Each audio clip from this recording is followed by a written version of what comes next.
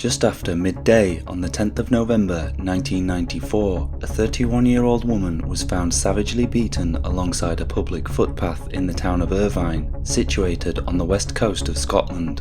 She had been viciously bludgeoned with a blunt instrument during a sustained attack, and despite being airlifted to a specialist hospital unit, she sadly never regained consciousness, leaving behind a 7-year-old daughter.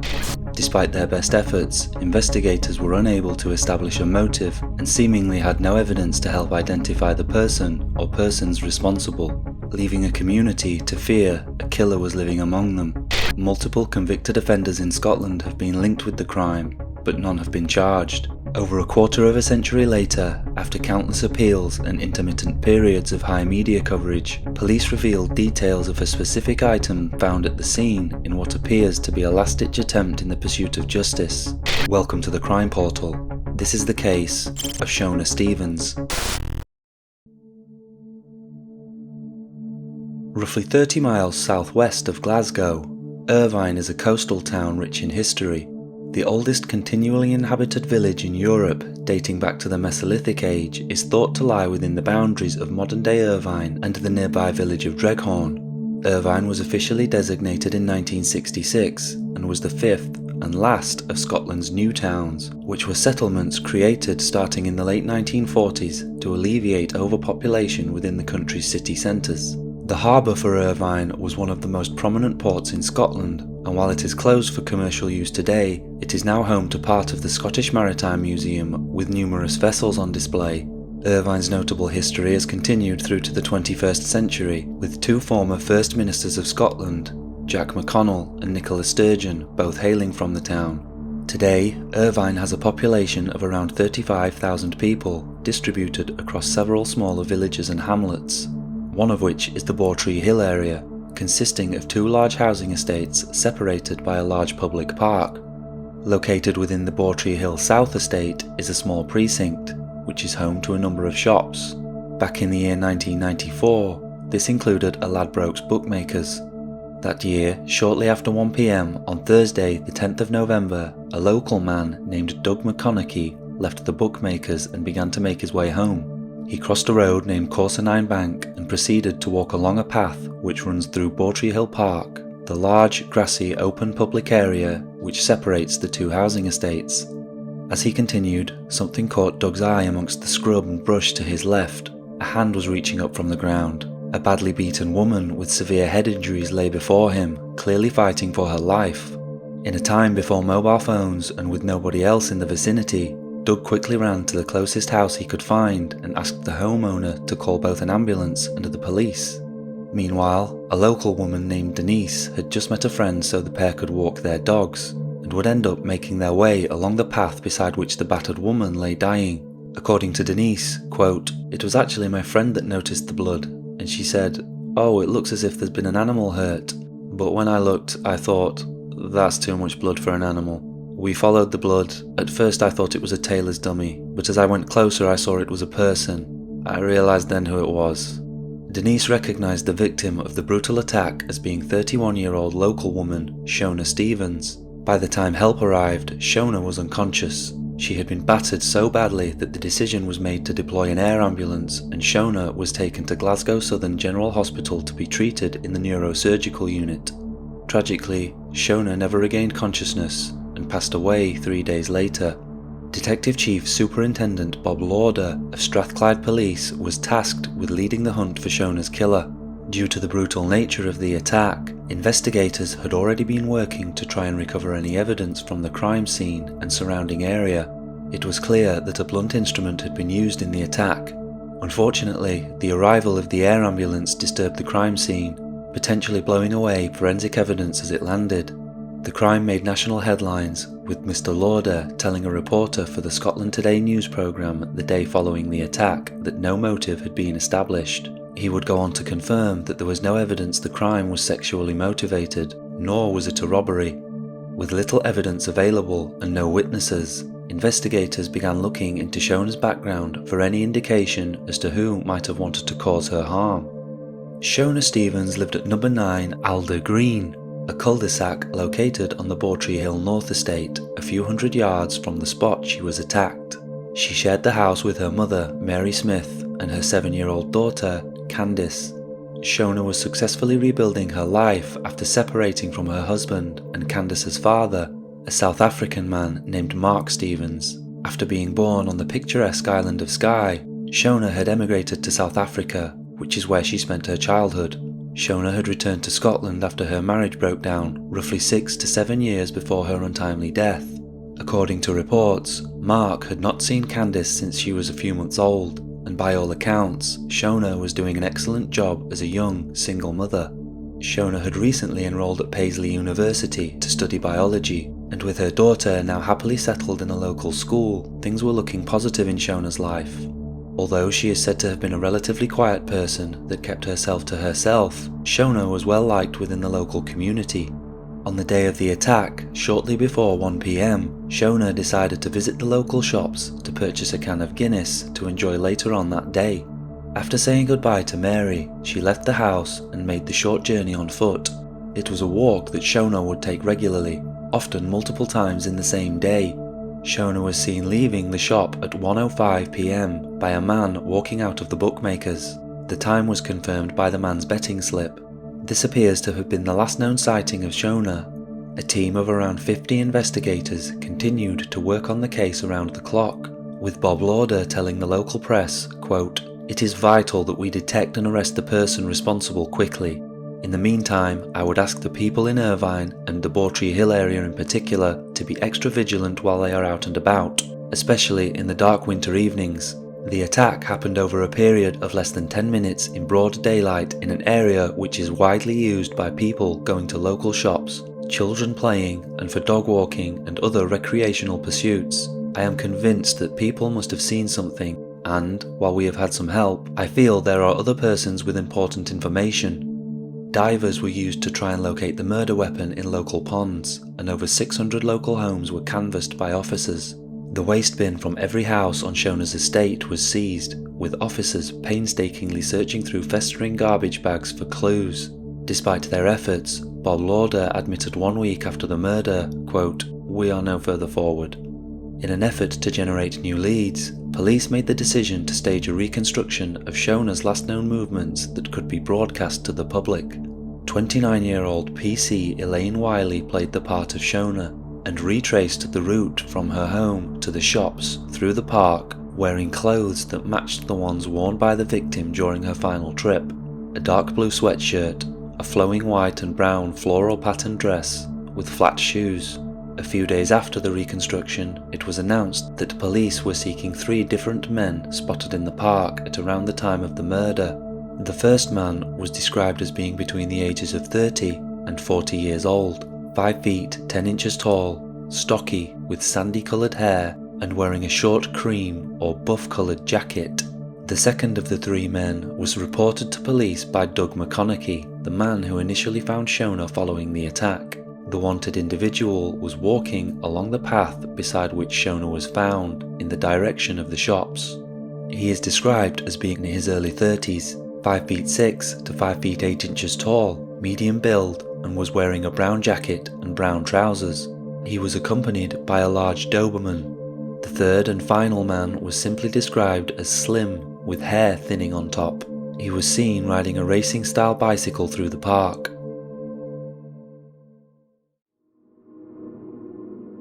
Before the end of November 1994, Shona's ex-husband, Mark Stevens, was briefly considered as a suspect when investigators learned that he had possibly travelled to the UK just 2 weeks before the attack.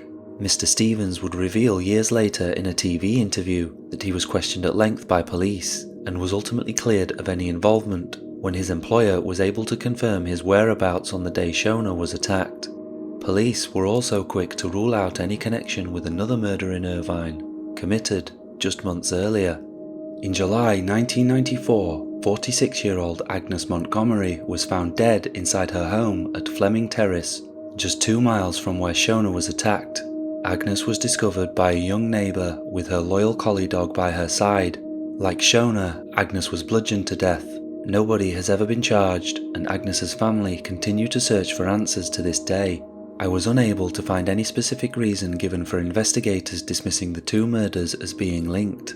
Like any town or city, Irvine is not immune from crime, although murder is far from commonplace, meaning that investigators hopefully had a good, solid reason for not thinking a serial offender was terrorizing local women. The following month, on Wednesday, the 7th of December 1994, Shona's mother Mary appeared alongside her sister Margaret Potts and Bob Lauder to make an emotional appeal for information. Clearly in shock and barely audible, Mary began to talk about the loss of her daughter. My daughter Shona was a quiet, reserved girl who minded her own business.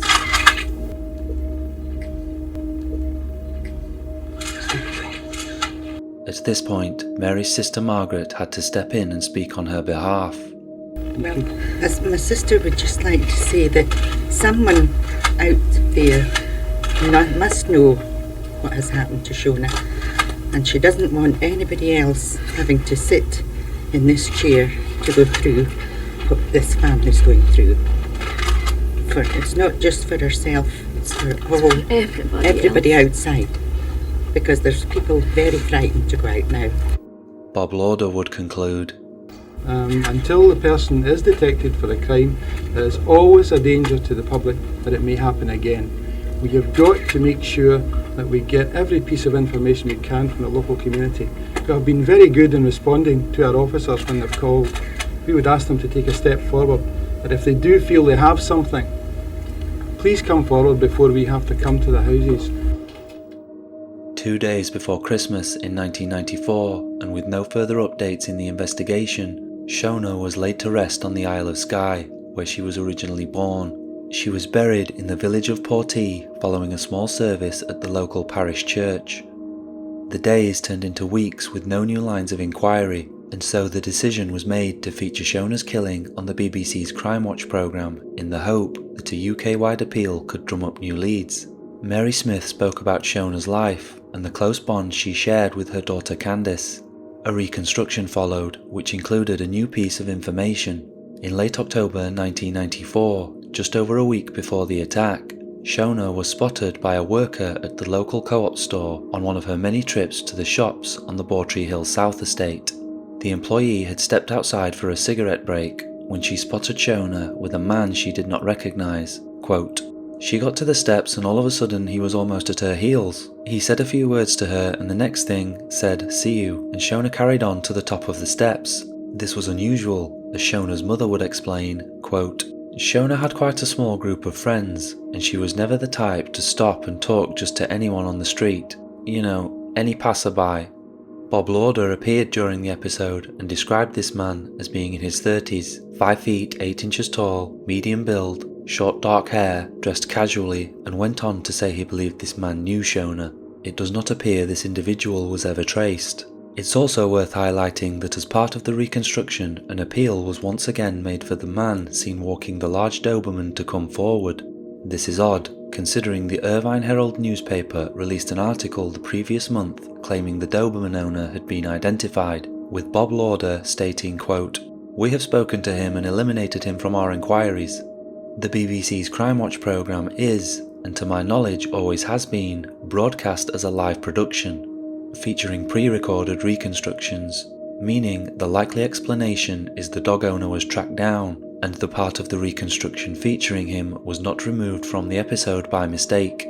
No news is said to have come to light as a result of the Crime Watch episode, prompting another appeal the following month as Mary spoke to the Daily Record newspaper about how Shona's daughter, Candice, was coping with the situation. Quote, "Only yesterday she said, 'Gran, when the police catch this bad person, I want to meet him and ask him why he killed Mummy. To anybody who knows something, please tell the police.'" Bob Lauder added, quote, "I am certain somebody in the town knows who the killer is."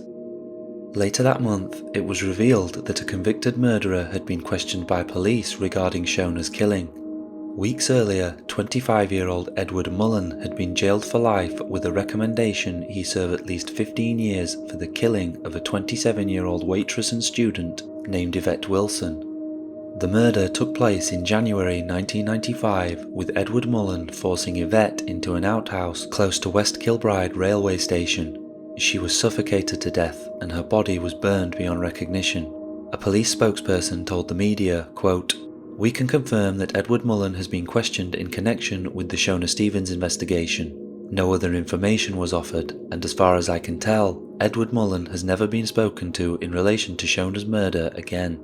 With his sentence due to end in the 2010s, Mullen could well be back on the streets. I was unable to ascertain whether or not this is the case, or if he is even still alive. A lack of new leads meant that Shona's murder slipped out of the media spotlight over the coming months until January 1996, when police were informed that somebody had cruelly painted the outline of a woman on the path next to the spot where Shona was found following her attack. The word "die" had also been painted in large capital letters. Police used this opportunity to once again appeal for witnesses, but none were reported as having come forward. A few months later, in June, a second high-profile offender was also targeted as a possible suspect by police, and when researching his past, it's easy to see why. The previous December in 1995, a 16-year-old schoolgirl named Mary Julian had just been to watch a pantomime at Kilmarnock's Palace Theatre. After saying goodbye to her friends following their night out, Mary was sadly never seen alive again. The following day, as her parents desperately waited for any news on their missing daughter, Mary was found dead in a disused part of a local bus station. The 16-year-old was naked, her bra stuffed into her mouth and her blouse wrapped tightly around her neck. She had been raped and sustained 47 separate injuries as a result of a frenzied and brutal attack.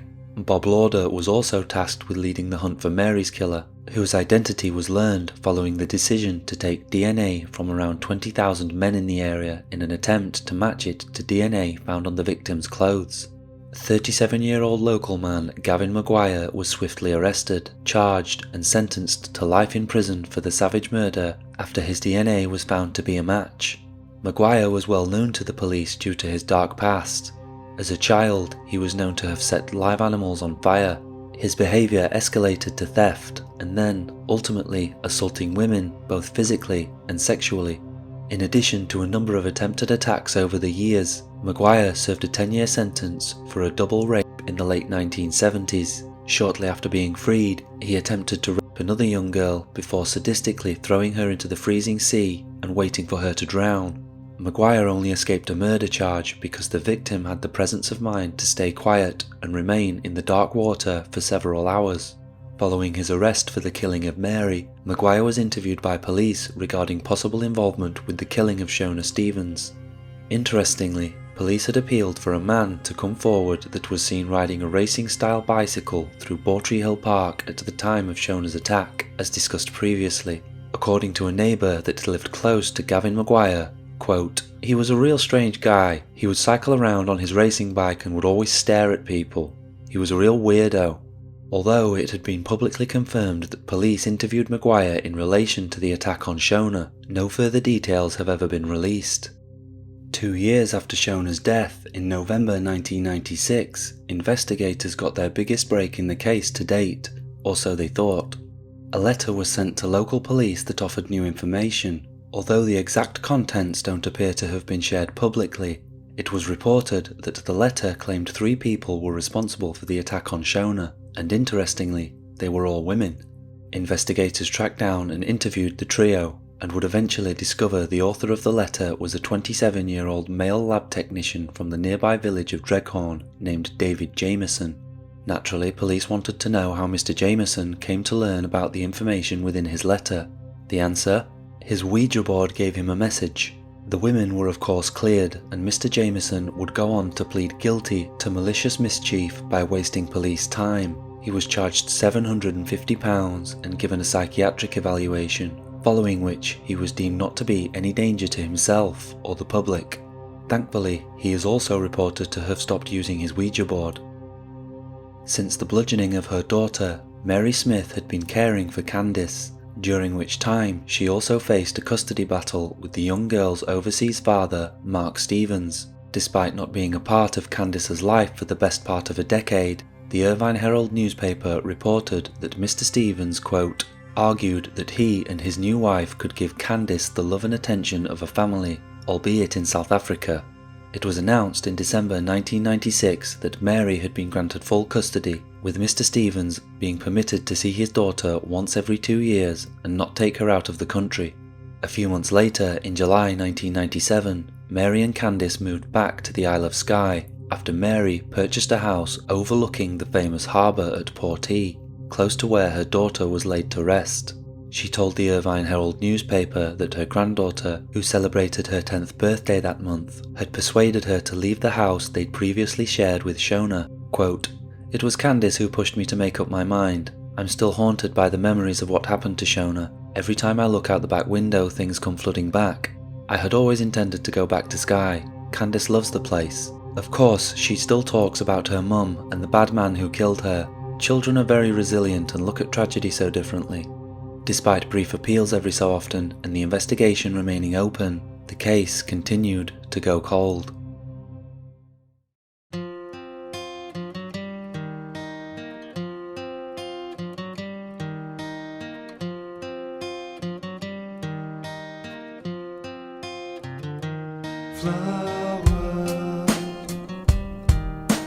Flowers for the unsolved,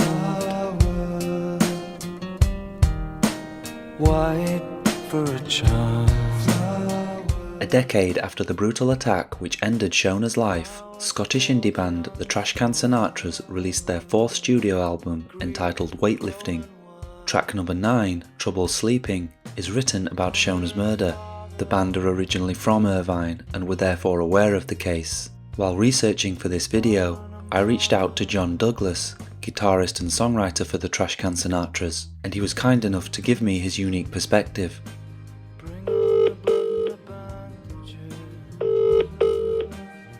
Hi, am I speaking with John? Yeah, how are you doing? I'm very well, mate. How are you? Good. For anybody that's listening who's perhaps not aware, why don't you give us a brief introduction into the Trashcan Sinatras?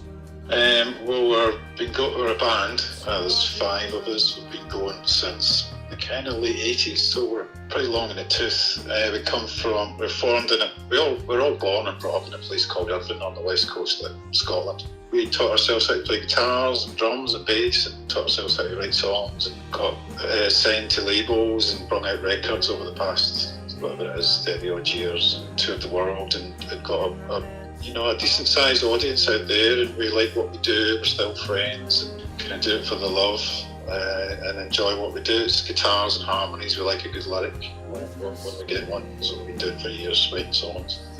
You mentioned you guys are all from Irvine. What's it like as a place for anybody that's not been? How would you sort of typify it to anybody that's not been? It's a coastal town. It's sort of satellite of Glasgow. It's like 20 miles south of Glasgow. There's a single rail track that goes up to Glasgow. It's an ancient old port. It used to be quite a busy port. And in the kind of late 70s, it got turned into a new town. And there was a lot of Glasgow overspill families. As the shipyards in Glasgow faded, all the workers kind of moved out of town. And my mum and dad and a lot of the bands sort of families were like that. So it was like an influx of new people to an old town. But generally it was a kind of peaceful, quite beautiful place to grow up. It was a lovely beach and surrounded by beautiful Ayrshire, verdant green sort of countryside. I think if I've got this right, the way the timeline lines up, you guys had been going for over half a decade prior to the murder that we're talking about in this video. What was your first sort of memory of it and having this active music lifestyle? Were you sort of still quite rooted in the area, were you? Yeah, and we got signed to a label around about 89, a kind of major London label, and one of the first things we did was we bought a studio. There was a place in Kilmarnock, which is kind of next to Irvine, 3 or 4 miles, and there was some guys had built up a studio and rehearsal space there, and they were selling it, so we bought it and took it over, and basically that was just our HQ. We never moved to London or did all that, so we stayed quite close to where we were brought up. And we would tour and we'd go away and tour, but when we came back we were always at the studio and always, hanging out with local people. And one of our kind of lyrical tones and things, always writing about the thoughts of the day or the characters around or the life, friends and family that you knew. So we were kind of always, not consciously, but your radar was just up for what was going on, and lyrically that's where the thoughts would sort of get distilled. So when the event happened, it was very shocking for a start. You know, there was a town that was kind of growing. There was shades of violence, but there was nothing. It was just your usual Saturday night, people letting off steam kind of violence. There was never any murders as far as I was aware. That was the first one, and it was a young girl. I think pretty much ages with me. So yeah, it's very shocking at the time. You know, everybody stopped in their tracks. One of the housing estates is called Bourtreehill, and it was kind of round about that area where a girl was killed. And Paul Livingston, the band, he comes from that area, and he said, "Oh, that's like a shortcut. You know, you would go through." So it became obvious that it was, to me anyway, to Paul, like there was kind of local knowledge involved. Didn't seem like a random thing where somebody knew a sort of shortcut, quiet place where someone's going to walk through, and quite a busy housing estate. It seemed to me that was kind of pre-thought of. I don't know, it's conjecture really, but it just seemed to me like, I think that's what made me write the song, the kind of shock of knowing that the victim was young, was local, in a place where that was unheard of. The culprit was probably local as well, and the kind of local, the space that was left behind, the family and the people that were grieving and left with this unsolved thing. And to this day, I still feel a kind of resonance with that. Whoever did this is trying to sleep at night in those streets, and it's just quite a strong thing to happen. These things happen and they resonate with you, and you're drawn to the subject matter for one reason or another. I think I was probably a bit apprehensive, because people's feelings would be very raw, and to this day they'll probably be very raw. So I would never want to stir up any, buried feelings that are, or increase any grief kind of thing.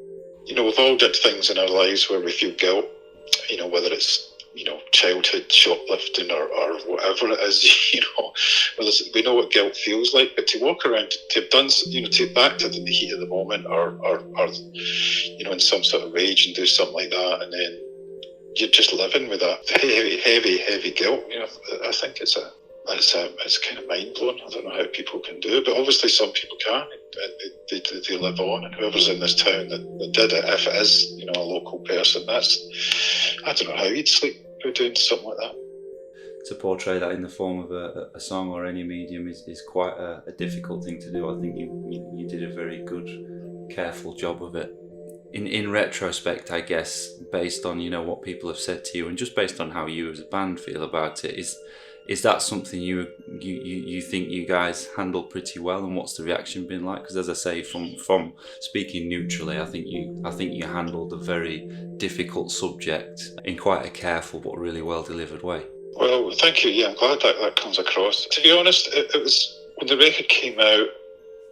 I didn't really dwell when people were asking me about stuff. I never really dwelt on it too much. I didn't really unveil too much about the inspiration. People were taking it as at face value, and it's a poetic thing, and it's got a beautiful mood about it. It's got a kind of mournful thing about it, and there's probably a lot of situations that people could read into. I don't know how wise it is to be very specific about your motivations for songs, because there's a lot of magic to just leaving things to people's imagination.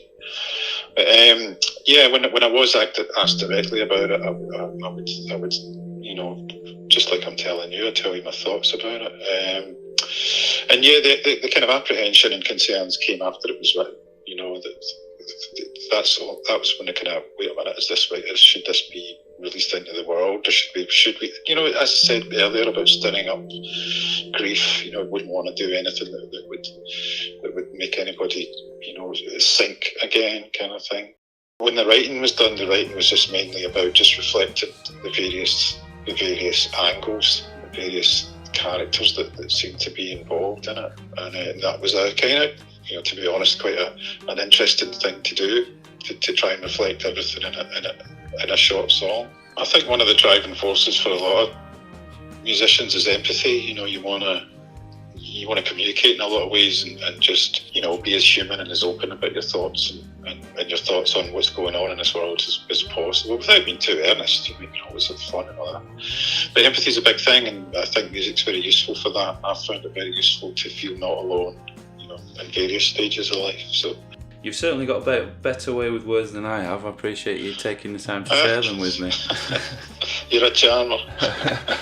I really appreciate you coming on and talking to me and just giving a bit more perspective to what is a really interesting but sad story. Yeah. Well, thank you. I mean, it's a thing that kind of, we're all kind of interested in various things, but I do listen to some of the true crime things, and again, it's all to do with empathy, and when shocking events happen, you want to kind of know the details and think of the motivations and put yourselves in various shoes, and I think it's quite a kind of honourable thing to do for people to look on these things with the magnifying glass and a degree of respect as well. But, yeah, well done. That's basically what I'm saying. Where can people find out more about the Trashcan Sinatras, and have you guys got anything coming up?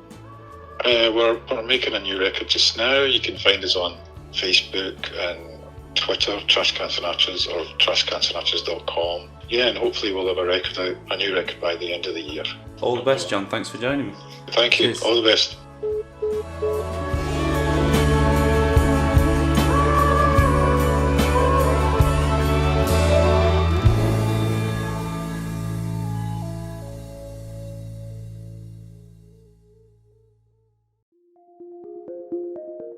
In December 2005, Shona's murder was featured on Unsolved, a Scottish TV programme produced by STV North and presented by actor Alex Norton, well known for playing the role of fictional detective DCI Matt Burke on the long-running police drama series Taggart.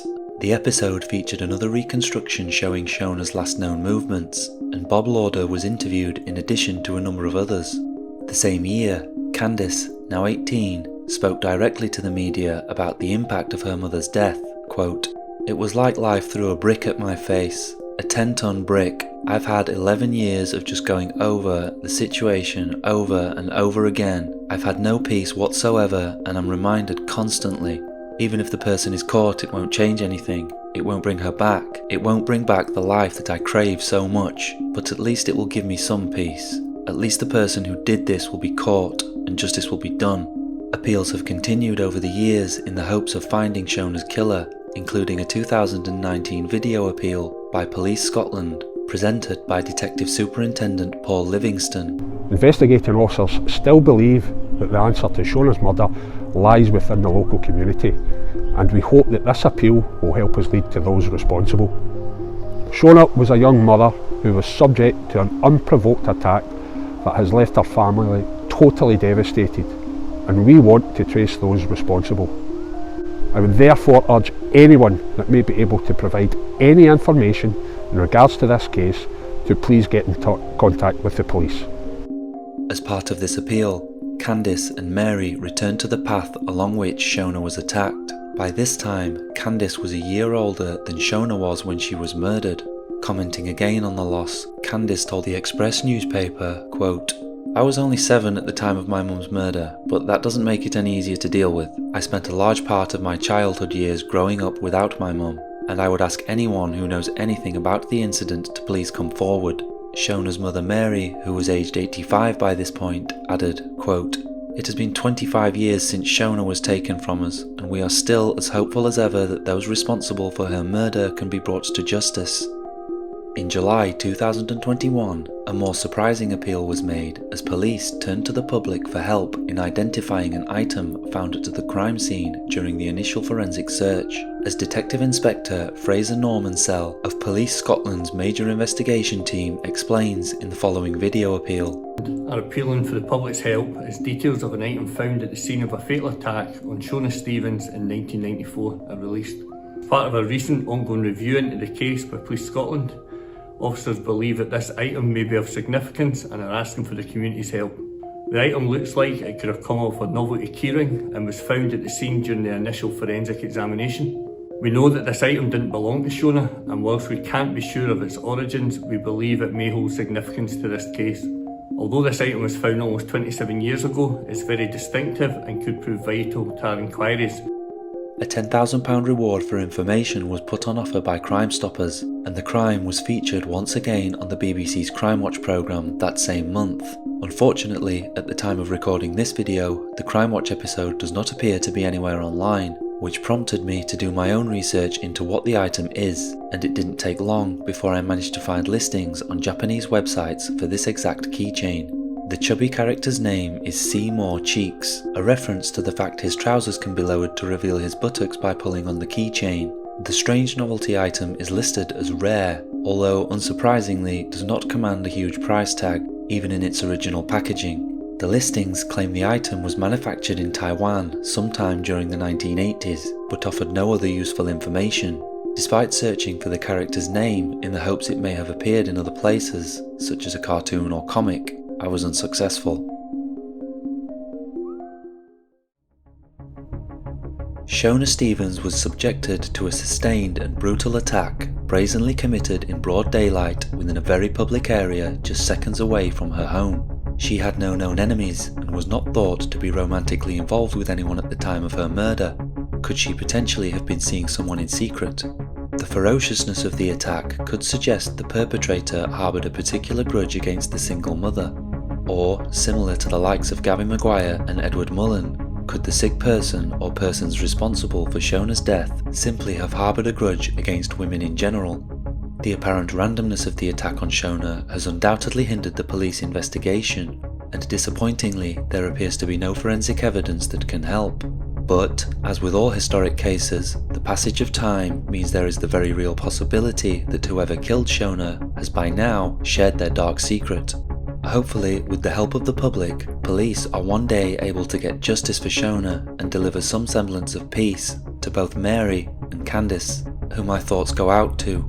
If you have any information that could assist the investigation, please call Police Scotland on the UK non-emergency number 101. The Crime Portal is a channel dedicated to exploring lesser-known murder and missing persons cases. For more information on this case, or to submit a suggestion for future videos, please visit the Crime Portal website. Thanks for watching. Speak to you soon.